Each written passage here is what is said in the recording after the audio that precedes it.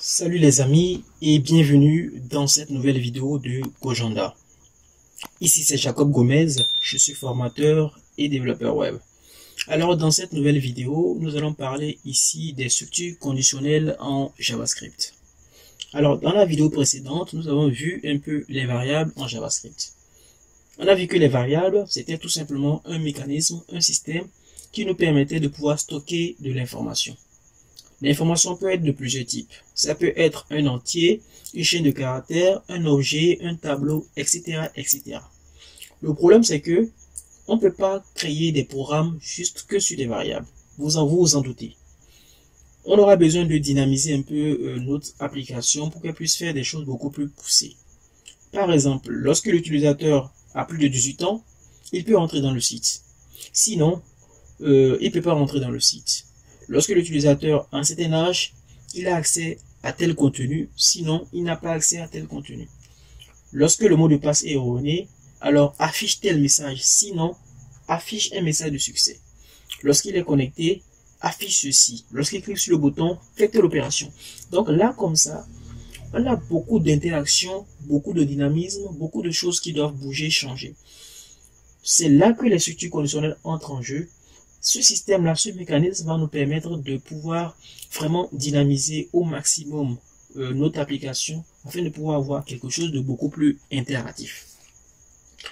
Avant de rentrer dans le vif du sujet, comme il est de coutume ici chez nous, c'est de pouvoir faire un peu de la clarification conditionnelle. C'est quoi une condition? On parle de structure conditionnelle et tout, mais c'est quoi réellement une condition? Une condition, c'est une expression qui relie deux valeurs ou deux variables à l'aide d'un opérateur de comparaison, tout simplement. Donc, si je dois rentrer dans le code ici, je peux tout simplement écrire, voilà. Maintenant, si vous ne savez pas c'est quoi cette expression-là, c'est ce qu'on appelle un commentaire. Dans un langage de programmation, un commentaire, c'est tout simplement une instruction qui permet d'ignorer le code source que nous avons écrit par le compilateur ou par l'interpréteur de code. C'est-à-dire, lorsque je fais // et que je mets par exemple mon code, ce code-ci sera ignoré pour cette ligne. On appelle ça les commentaires one line, ok, sur une ligne. En revanche, lorsque je veux faire des commentaires sur plusieurs lignes, je fais / étoile et je mets ici mon code sur plusieurs lignes.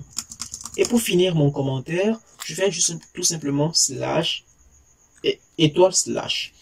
Donc ce code-ci soit ignoré par le JavaScript à la compilation. Donc les commentaires varient de langage de programmation à un autre. Mais pour ne pas vous prendre la tête, moi j'ai tout simplement dans mon éditeur VS Code, je fais juste F1, désactiver des commentaires. Donc il me génère en fonction du langage de programmation le commentaire en question. C'est beaucoup plus simple, c'est beaucoup plus fun, c'est beaucoup plus rapide. On ne se casse pas la tête, tout simplement. Donc pour revenir à nos mots-et-tons, ok, donc je disais ici qu'une condition, c'est une expression qui relie deux valeurs ou deux variables à l'aide d'un opérateur de comparaison. C'est-à-dire, lorsque je fais mon commentaire sur plusieurs lignes, ok, c'est une expression, ok, comme on l'a vu, qui relie deux valeurs. C'est-à-dire, comme valeur, on peut avoir ici 2 égale à 2. En mathématiques, ça c'est une condition. 2 égale à 2, ça fait vrai. 5 supérieur à 2, c'est une condition. Et elle est vraie. 2 supérieur à 5, c'est une condition et puis elle est fausse. Ok? Donc c'est une expression qui relie des valeurs ou deux variables. Donc au lieu de mettre 2, 3, on peut mettre ici une variable démo supérieure à démo 2, en sachant que démo effectivement est supérieur ou inférieur, etc., etc. Donc c'est ça une condition. C'est une expression qui relie deux valeurs et ou variables. Ça peut être des valeurs variables. Donc ça peut être ici 2 supérieur à démo. Ça peut être des trucs comme ça. Voilà, à l'aide d'un opérateur. Donc ici les opérateurs ici, on en a en mathématiques, on en a supérieur, opérateur de supériorité. On a ici supériorité, infériorité, égalité, négation, et les combinaisons supérieures ou égales. Ok, donc c'est ça une condition. Maintenant, la condition, elle peut être complexe comme elle peut être composée. Donc cela dépendra du cas d'utilisation, cela dépendra vraiment du niveau dans lequel, enfin, cela dépendra vraiment du contexte dans lequel vous vous retrouvez. Donc elle peut être composée, c'est-à-dire on peut faire 2 égale à 2 et 2 inférieur à 5 ou 5 inférieur à 2. On peut faire des conditions complexes comme ça et composées. Ok? De la même manière, pour qu'une condition, c'est-à-dire on parle d'une structure conditionnelle vraie lorsque la condition est vraie.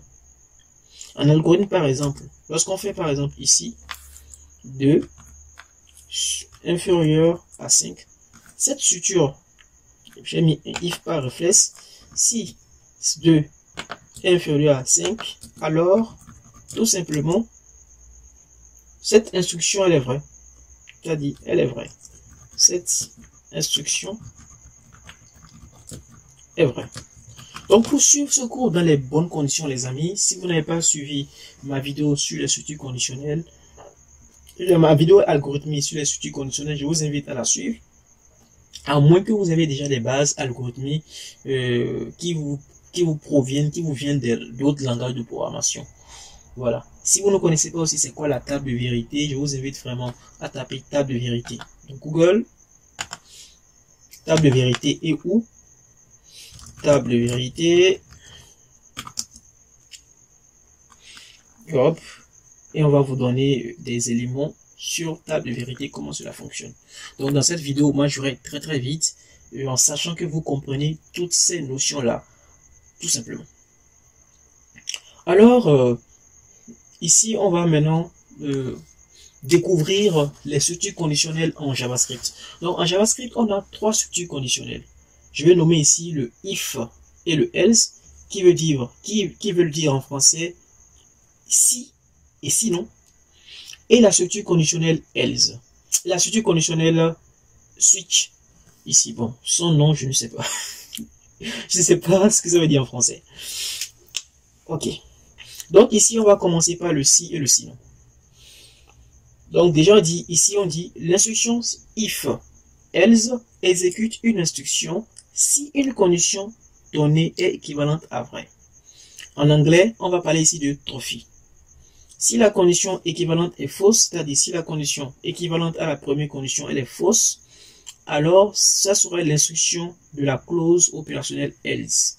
Dans l'exemple qui a été donné ici, si A est supérieur à 0, alors on a positif, sinon not positif, c'est-à-dire négatif tout simplement. C'est-à-dire le sinon ici, le else ici, ça veut dire lorsque le premier n'est pas exécuté, c'est-à-dire A supérieur à 0, donc A supérieur à 0, ça veut dire que A est positif, sinon ça veut dire que c'est A inférieur à 0. Le else ici veut dire c'est le contraire de la première instruction, tout simplement, le contraire de la première instruction. C'est ça qu'ils ont mis ici. Voilà. Si la condition équivalente est fausse, ça sera l'instruction de la clause else qui sera exécutée. Déjà, avant de rentrer dans les histoires de trophy et de falsy en JavaScript, on va essayer de voir ici la syntaxe de base de notre structure if, parce que c'est l'élément qu'on va découvrir en premier. Ok. Donc notre if ici, voici la syntaxe. Donc on met ici if, on met ici une condition. Si la condition elle est vraie, on a ici les accolades et puis on a ici le code qu'on va écrire, tout simplement. Maintenant, je tiens à faire un petit rappel. En JavaScript, les opérateurs, au fait, ici, sont comme en algèbre, ou bien c'est comme les opérateurs arithmétiques, les opérateurs de comparaison. Voilà, on a ici le supérieur qui est comme ceci, l'inférieur qui est là. L'égalité, par contre, on a deux types d'égalité. Ok, on a l'égalité avec 2 égales. Je ferai la différence tout à l'heure. On a égalité avec 3 égales. Ok, on a ici la négation qui est ici le point d'exclamation qui veut dire négation. Et puis on peut faire supérieur égal avec cette expression là, tout simplement. Et inférieur égal avec inférieur et puis égal. Voilà comme ça. Donc si la condition elle est vraie, alors le code s'exécute. Maintenant, c'est quoi une condition vraie en JavaScript? C'est ça on essaie de nous expliquer ici sur la documentation. Donc, on va cliquer ici sur équivalente à vrai.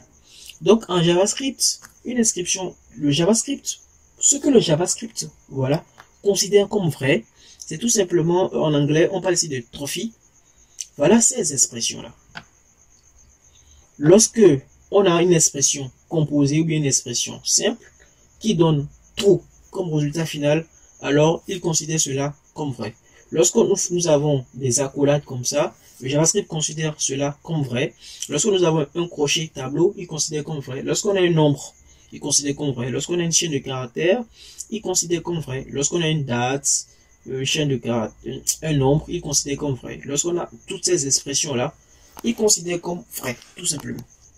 En revanche, ce qui ne considère pas comme faux, bon, il y en a plein, mais avec la pratique, vous allez vous retrouver très simplement. Donc, comme je le disais, si vous avez aussi un peu de base algorithmique, vous saurez à peu près c'est quoi les instructions vraies. Mais c'est vrai que le JavaScript a son lot de problèmes. C'est quand même important de faire un tour sur la documentation, de savoir ce que le JavaScript autorise comme vrai. Okay, parce que ce qui est vrai en JavaScript peut être faux ailleurs. On le verra tout à l'heure dans les exemples. Donc ici, tout ce qui est false, voilà. Tout ce qui est nul, tout ce qui est 0, undefined, voilà. Lorsque c'est false, le code-ci ne sera pas exécuté. Nul, également, parce que nul, j'ai fait une vidéo ici sur le nul, undefined, vous pouvez voir en fait la vidéo. Je disais ici que le nul, c'est absence de valeur, ok? Quand ici le nul, c'est absence de valeur, tout simplement. Donc dans le false, le undefined, voilà, de toute façon, le truc n'existe pas, le 0, le moins 0. Donc, toutes ces expressions-là, vous avez besoin de connaître ça parce que, à un moment donné, vous allez vouloir faire un certain nombre de traitements. C'est important de savoir si ça serait vrai ou faux. Donc, voilà. Donc, ce qui est sûr, on fera des exercices. Cela vous permettra de lever le doute et de gagner en confiance, tout simplement. Parce que lorsqu'on débute, on ne sait pas vraiment de quoi il s'agit et on panique. Donc avec les exercices, on va essayer de vous rassurer, de nous rassurer que nous allons dans la même direction, dans la bonne voie. Et cela nous permettra de lever le doute et de gagner en confiance, tout simplement. Donc là, on va essayer de faire un exemple. Mais avant de commencer à faire les exemples, j'aimerais revenir sur le cas de false et de trophy. Donc en JavaScript, comme je le disais, il peut y avoir plusieurs anomalies qui peuvent surgir si on ne fait pas attention. Déjà, depuis le début de cette formation, on travaille ici avec la console. Ok. Donc, je viens ici dans mon code que j'ai lancé depuis Live Server. On travaille ici avec la console directement. Ce qui est cool en soi, hein. Ce qui est cool en soi. Le problème, c'est que si vous voulez afficher, c'est-à-dire si vous voulez afficher quelque chose depuis la console, on a une instruction qui va nous permettre de pouvoir gérer cela beaucoup plus simplement. Donc, il suffit ici de faire un console.log. On met ici une chaîne de caractères ou bien une variable ou bien un nombre et ça sera directement sur notre console. C'est plutôt magique, non? Donc, on met par exemple ici démo. On aura ici démo dans notre console, tout simplement. Lorsque je viens ici dans console, on aura ici démo. Donc, plus besoin de directement travailler sur la console, mais on peut quand même l'utiliser pour faire des tests. Donc, la première chose que j'aimerais vous montrer, c'est par rapport aux opérateurs de comparaison. J'ai parlé de égal et de double égal. J'ai parlé de double égal et de triple égal. Le premier égal, c'est l'affectation, ok? Donc ici, supposons que nous avons une variable ou bien un chiffre qui s'appelle 8. Ok, 8. Lorsque je fais 8 égale à 8, on aura quoi dans la console? On aura vrai, tout simplement. Vrai. Ok, donc si je fais par exemple 8 égale 8, selon vous, on aura quoi? Tic tac, on aura également vrai. Mais non, lorsque je fais 8, maintenant avec 3 égale, comme ceci, 8, on aura false. Déjà, le premier résultat doit vous sembler normalement bizarre si vous venez des langages de programmation tels que le C, C++, machin. Parce que une chaîne de caractères ne peut pas être égale à un entier. Ça, on est clair là-dessus. Mais en JavaScript, lorsque vous faites 2 égales, il autorise, il pour lui, les deux sont vrais. Parce que le JavaScript ici avec le 2 égale, il fait ici une vérification sur la valeur et non sur le type. Mais ce qui peut poser vraiment des problèmes plus tard. À des moments donnés, si on doit faire des traitements, ça peut fausser les calculs. Ok, à cause de cette petite erreur que le JavaScript, enfin, à cause de cette petite négligence que le JavaScript permet. Mais pour éviter tout problème, on a trouvé une solution, ce qui est le triple égal. Donc ici, le triple égal, en plus de vérifier que les deux éléments sont la même chose, il vérifie les types. L'expression à gauche, c'est un nombre. Et l'expression à droite, c'est une chaîne de caractères. Donc, les deux, c'est les mêmes valeurs, mais n'ont pas les mêmes types. Comme ils n'ont pas les mêmes valeurs et les mêmes types, alors c'est false. Donc ici, le triple égal sera beaucoup plus précis, beaucoup plus strict sur l'égalité. Et c'est d'ailleurs ce que je vais vous recommander tout au long de cette formation, tout au long de votre vie. Donc, bannissez l'utilisation de 2 égales et habituez-vous à l'utilisation de 3 égales. Cela va vous éviter beaucoup de problèmes en JavaScript. Tout simplement. Maintenant, l'autre chose que j'aimerais vous parler, dont je voulais vous parler, c'est par rapport ici au tableau. Donc, on aura peut-être tendance à faire un truc comme ça. Hop. Mais on sera déçu du résultat parce qu'on aura un false. Pourquoi on a un false? Pourtant, le tableau, les deux tableaux se ressemblent. Les deux tableaux se ressemblent, mais pourquoi un non false? On a un false parce que lorsque je fais ici un type off de mon crochet, on a ici un objet. Comme on l'avait vu dans la vidéo précédente. Donc, ici, un objet. Donc, on a un objet à gauche et un nouvel objet à droite. Donc, ce n'est plus les mêmes objets. Comme ce n'est plus les mêmes objets, lorsque je fais ici une triple égalité, l'objet à droite est différent de l'objet à gauche. Par conséquent, puisque les deux objets sont différents, même s'ils ont la même signature, alors la triple égalité va nous donner ici false. Donc, à bien retenir, lorsque vous allez vouloir faire ce genre d'opération. Par contre, lorsque vous faites juste, lorsque vous faites par exemple un truc comme ça, c'est-à-dire je fais un const de B, ou bien de tab, ici qui est un crochet, ok, qui est un tableau vide. Mais si je fais tab, égal, à crochet, voilà, on aura aussi le false parce que ce n'est pas la même chose. Mais si je fais ici tab, on aura ici true. On aura ici true parce que c'est le même tableau. Donc du coup, il fait référence au même objet. Donc, on aura ici true. Mais si on a ici, comme je l'ai fait dans le premier exemple, on a un crochet comme ceci. On aura ici un false parce que ici on a un objet différent, ici un objet différent. Donc vraiment faites attention à ces éléments-là. Cela peut vous poser beaucoup de problèmes et vous ne saurez pas forcément là où se trouve l'erreur. Alors, on a assez parlé théorie, on va maintenant se concentrer un peu sur la pratique. Ok?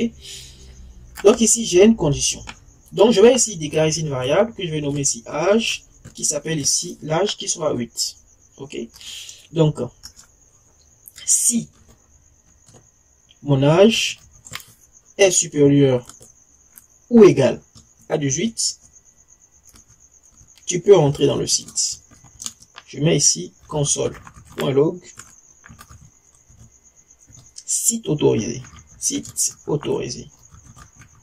Donc, il peut entrer dans le site.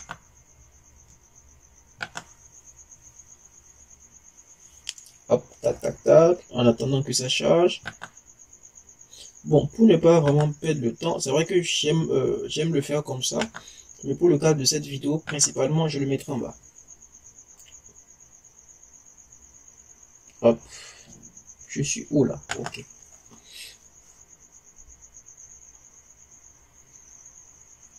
Hop. Effectivement, c'est normal, parce que l'âge n'est pas supérieur. Lorsque je mets 18,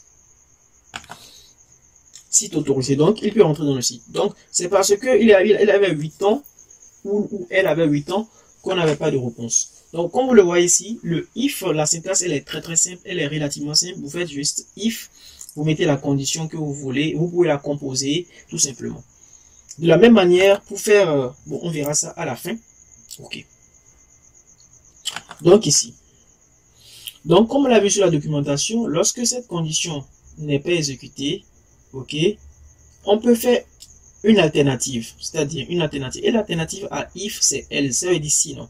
Sinon, on va mettre ici console.log de site non autorisé. La syntaxe de sinon, c'est juste après un si, on fait else, on met ici tout simplement le code à faire lorsque la première instruction n'a pas été exécutée. C'est-à-dire lorsque le premier if n'a pas été exécuté, tout simplement. Donc, je reviens à l'âge de 8 ans. On me dit site non autorisé. Lorsque je mets 18, on met site autorisé. Site autorisé, tout simplement. Donc, voilà comment le si et le sinon fonctionnent. OK? Maintenant, on va essayer de faire un autre exemple. OK? Donc, ici. Le sinon ici, lorsque je mettrai par exemple -8, il me mettra toujours site non autorisé. Mais le problème, c'est qu'on n'a pas d'âge qui est égal à -8. OK? Donc, voilà. Donc, je vais commenter ce qui est là. Je vais l'écrire d'une autre manière. Puis après, je vais vous montrer la meilleure façon de faire. Donc ici, si mon âge, il est supérieur à 0. Donc, comme opérateur, je continue la liste. On a ici le et logique et le ou logique. Le et logique ici, c'est SQLite 2 fois. Le ou logique ici, c'est pipe 2 fois. Donc, si mon âge, si mon âge est supérieur à 0 et que mon âge est inférieur à 18 ans, alors je reprends le code non autorisé. Là, comme ça, on va empêcher les âges moins 8 qu'on avait vu tout à l'heure. Et le else ici, ça veut dire sinon, c'est-à-dire le sinon, lorsque ceci n'est pas exécuté, le sinon ici, ça veut dire donc l'âge supérieur. J'ai dit que donc le sinon de 6 est donc âge supérieur ou égal à 18. Donc je vais mettre tout simplement ça.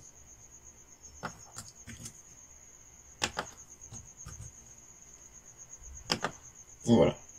Site non autorisé. Ok. Donc lorsque je mettrai ici 18 ans, on aura ici un site autorisé. Maintenant, on peut l'écrire encore beaucoup plus proprement. Comme je le disais, une condition, c'est après tout une expression. Hein. Donc, on peut ici créer, par exemple, une constante et mettre ici expression.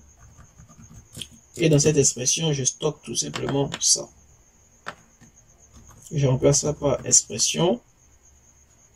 Et je mets tout simplement l'expression là. Donc, plus propre. Lorsque vous aurez des conditions assez longues, assez composées, n'hésitez pas à créer des variables pour mieux vous retrouver dans le code. Voilà. Donc, site autorisé. Maintenant, pour finir cette section avec les if et les else, on peut les composer entre elles. C'est-à-dire, on peut faire des mélanges, on peut les composer entre elles. Donc, l'exemple qu'on va prendre ici, on va toujours rester dans cet exemple-là, assez basique, mais pour l'écrire autrement. OK? Donc, si je dois rester dans le scénario, que j'avais énuméré de base, ce scénario-là, comment je vais composer ça? C'est-à-dire, je peux reprendre directement le code. Lorsque je dois rester dans ce scénario-là, j'ai si mon âge est supérieur ou égal à 0, le sinon, comme on l'avait vu là, le sinon ici, ça veut dire âge inférieur à 18. Le sinon, ça veut dire âge inférieur à 18. Mais le problème, c'est que l'âge, comme on l'avait avec le sinon, on ne peut pas mettre de parenthèse. Donc, l'âge doit être au moins supérieur à 0. Donc, on peut faire ce qu'on appelle des if-else. C'est-à-dire, if-else, on la compose entre eux. Je fais mon sinon si âge supérieur à 0. Donc, dans le premier if, on a l'âge supérieur à 18. Ok, le sinon veut dire âge inférieur à 18. Et si âge est supérieur à 0. Donc, en gros, on aura tout simplement cette condition que j'ai écrite ici. Le sinon fait déjà référence à âge inférieur à 0. À cela s'ajoute âge supérieur à 0. Donc on aura ici tout simplement un console.log de site non autorisé. Voilà. Donc on peut enchaîner encore des else if autant que possible. Cela dépendra vraiment du cas. Et puis à la fin, on peut faire ici un else pour conclure le dernier cas. Tout simplement. Donc avec l'exercice, on verra beaucoup plus clair tout cela. Mais déjà, vous pouvez vous entraîner, vous pouvez reprendre, ou bien vous pouvez voir ici l'exercice du cours algo, enfin, du cours sur les algos que j'avais proposé. Donc, et voir un peu comment tout cela fonctionne pour mieux comprendre ce que nous sommes en train de faire ici. Donc voilà. Donc on aura le même résultat. Donc je sais plus quel âge on avait proposé, 18 ans. Donc on aura ici un site autorisé. Et puis je mets 8. On aura ici un site non autorisé. Voilà. Donc on a fini ici la première section sur les if else. On va ici s'intéresser au switch case, à cette instruction switch case. Déjà, on lit un peu ce que dit la documentation. C'est l'instruction switch évalue une expression et selon le résultat obtenu et le cas associé, exécute les instructions correspondantes. Ok? Voilà. Un truc comme ça. Donc, pour faire simple, un switch case, c'est tout simplement un if, mais écrit d'une façon beaucoup plus propre. C'est un if écrit d'une façon beaucoup plus propre. Donc, on va essayer de prendre un cas, ok, pour tester ça. Et à la fin, on va faire ici un constat. Et puis, on va tirer les conclusions qu'il faut tirer. Donc, ici, j'ai ici const note. J'ai ici des notes. Je vais essayer de donner ici des valeurs, d'apprécier ici des notes, ok. Donc, je fais ici un switch. Je fais entre parenthèses, c'est la syntaxe. Je mets ici mon expression. Donc ici, je mets ici ma note. Si vous voulez, je vais écrire la syntaxe. Switch. Expression. Entre parenthèses. Case. Deux points. Instruction. Instruction. Case. Case, je mets ici le cas. Je mets le cas que je veux. Instruction. Bon, je mets ici KA. Instruction A. Puis à la fin, je mets un break pour dire que j'ai fini avec l'instruction A. Et je passe à l'instruction B. Instruction B. Instruction B. En sachant que cette expression doit vérifier ici la valeur du cas A et cas B. Donc cette instruction ici est bindée, est liée directement à A et B. Dans le cas de notre note ici, ok, donc on aura ici comme cas la note 5, c'est-à-dire cas 5. Dans le cas où ma note vaut 5, donc on est déjà dans une instruction de if comme ça, mais un if beaucoup plus camouflé. On aura ici un console.log de, je me donne quoi, je mets pas passable, je mets très mauvais, mauvais. Voilà. Et je finis, je mets ici mon break. Le break ici, c'est pour signifier que j'ai fini avec mon cas 5. Si je ne mets pas le break et qu'il y a un autre cas beaucoup plus bas, qui va lire le code de ce cas-là. Donc, pour éviter tout problème, je suis dans un cas, je suis dans un scope, je reste dans ce scope-là. Donc, je mets ici mon cas. Il a 8. Je mets ici 2 points. OK. Je mets ici un console.log. Je mets ici passable. OK. Et je mets ici mon break pour ne pas oublier. Bon, pour aller plus vite, je mets ici un cas où il a 16.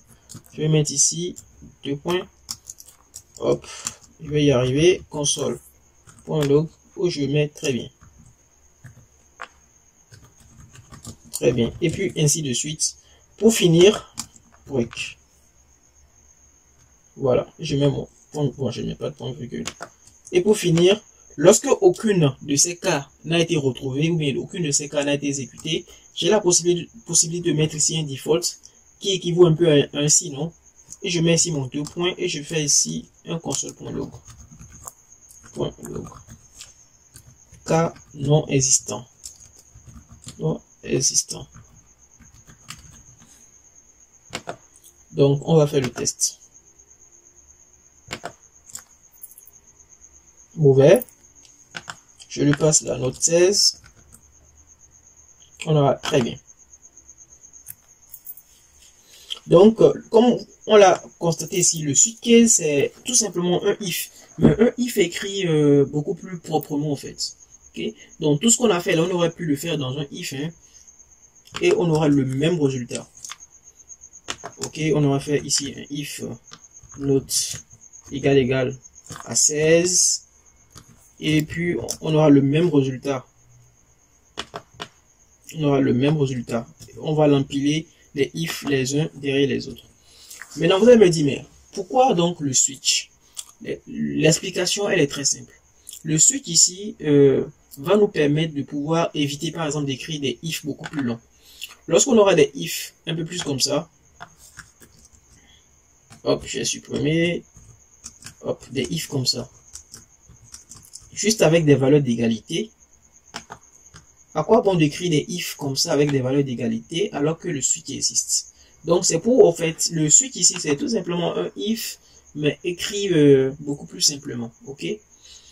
Beaucoup plus simplement, un if avec des valeurs d'égalité. Mais le switch ne fonctionne pas avec des valeurs supérieures ou égales, c'est-à-dire, on fait le switch tout simplement lorsque ça correspond. Vous voyez ici, notre correspond à 5. Donc, pour matérialiser ça avec un if, donc ça fait un 3 égales, triple égal. Donc, pour éviter de faire des if à la chaîne comme ça, donc on fait un switch case pour que l'écriture soit beaucoup plus propre, beaucoup plus meilleure. Ok. Voilà. Donc, c'est ça la différence entre les deux. Donc, on aurait préféré ici utiliser switch dans le cas où on aura des if empilés comme ça, avec des doubles égalités, avec les triples égalités, ok, que d'utiliser ici un if. Mais dans le cas où on aura des conditions beaucoup plus complexes avec les inférieurs supérieurs, on reste dans notre if else traditionnel, tout simplement. Donc, les amis, c'est tout ce que je voulais vous dire dans cette vidéo. J'espère que vous avez appris quelque chose. Moi, ça a été un plaisir de faire cette vidéo. Dans la vidéo prochaine, on va parler des structures répétitives. Peut-être qu'on va parler d'autres choses après, je ne sais pas. Je vais essayer de voir encore un point. Sur ce, je vous dis à plus pour de très nouvelles vidéos. Et ne vous découragez pas, si vous n'avez pas compris, essayez de regarder encore la vidéo. Donc n'hésitez pas à la partager à vos amis également. Si vous avez des questions, posez-les en commentaire ou bien écrivez-moi directement. Toutes les informations seront en description. On fera aussi des exercices, ne vous inquiétez pas. Pour l'instant, contentez-vous des exercices qui sont dans la formation algorithmique. Alors sur ce, je vous dis à plus. Ciao, ciao et paix sur vous.